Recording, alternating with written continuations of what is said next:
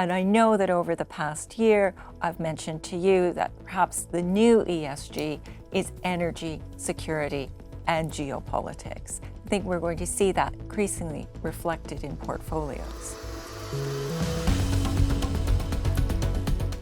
Hello, ladies and gentlemen.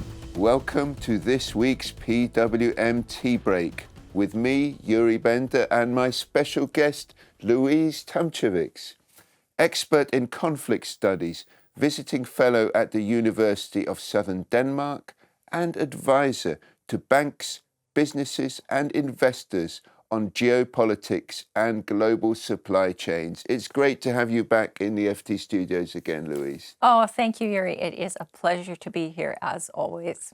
And which beverage are we drinking today? Well, Yuri, today we've both selected this tea that you've brought back from China. It's quite strong, and it's a loose leaf tea. So I can look into the bottom of my cup and perhaps read the tea leaves for 2026. Strong tea, strong views about geopolitics at the moment, and a very different view from China than the one in Europe. The main topic there being the standoff with Japan. There was an initial shock, and then remarkably, markets adapted to there being a large-scale conflict in Europe. With China and Japan, however, could see this being much more consequential for the global economy, given the statements that the Japanese Prime Minister has made about Taiwan, just given how dependent so much of the world is on exports from China and how crucial Taiwan and the Taiwan Strait area is, both for China, for Taiwan, for Japan, and the rest of the world. And obviously the Taiwanese semiconductors crucial to the digitalisation. And I met a lot of students at two universities in Shanghai, Fudan University and Jiaotong University. A lot of them studying MBAs, and they're working for banks and wealth managers.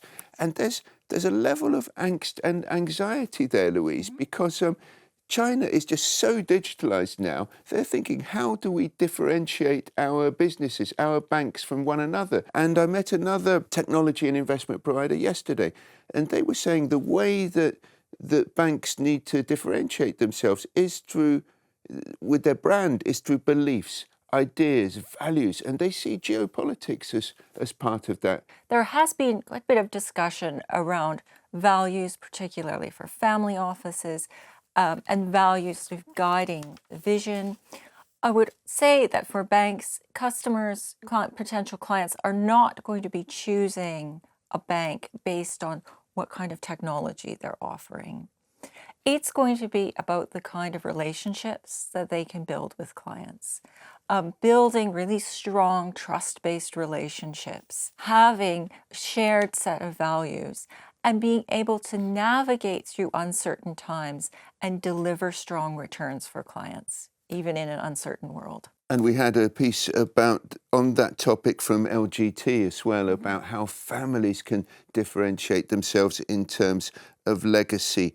And there's obviously, there's so much competition at the moment between the banks, between the rival political systems. Which is the most persuasive model going forward? The Cold War is often a very comfortable analogy because it's our most recent and very well documented instance of great power rivalry. During the Cold War, there was very, very little trade between the US and the Soviet Union and their respective blocs.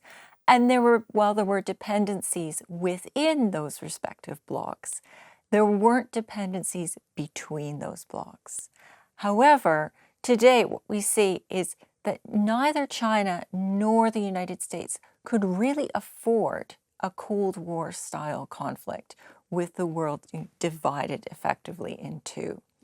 And they can't afford it simply because there are so many codependencies between their two economies. Are we expecting too much of our chief investment officers to really forensically break down these entire supply chains? The burden that's now fallen on chief investment officers and their staffs is reflective of a changing world order. So we've shifted from perhaps a liberal international world order, if we can call it that, that encouraged, globalization, free trade, to this more geoeconomic world order, where we see states using tools of statecraft like sanctions to advance their foreign policy goals. Which means, yes, there is going to be much more of a burden of due diligence upon chief investment officers. However, there is an opportunity here for banks to really develop a compliance offering that could make them stand apart from other competitors. And another lens for investors, Louise, is this environmental, social and governance way of looking at assets. And that's being recalibrated to some extent when we're looking at investing in drones, investing in shields from offensive weapons, investing in dual-use technology applicable both in wartime and in peacetime. A lot of pension funds and the wealth managers are looking at this. Is this acceptable these days? Do you expect this to be an increasing discussion in 2026? We're in a very different geopolitical landscape than we were when ESG investment products were first marketed. And I know that over the past year, I've mentioned to you that perhaps the new ESG is energy, security, and geopolitics. I think we're going to see that increasingly reflected in portfolios. There's also an important supply chain consideration because, yes, defense stocks will rise in valuation, but only if the kind of rare earth elements that are used very heavily in advanced defense equipment can be exported from China. And we did see in October China indicating that they would perhaps tighten licensing around export controls for defense-destined goods.